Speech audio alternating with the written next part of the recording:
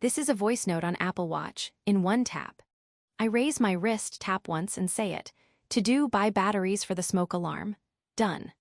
The note waits on my watch, syncs to my iPhone, and files itself as a to-do without me touching the phone. Here's the whole flow. Open Fly Notes on your watch, and the record button is the whole screen, no menus, no lists to navigate first. Tap it, say the thought, and tap Done. That's everything the capture asks of you. These are quick thoughts, up to 60 seconds each, a task, an idea.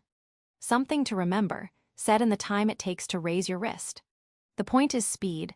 The thought is safe before your phone ever leaves your pocket. Your note waits safely on your wrist and syncs to your iPhone. When it arrives, the normal Fly Notes magic runs. The words are transcribed and the note files itself, a type, a tag.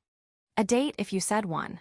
The glance on your watch shows what you've captured recently, so you can trust it got through.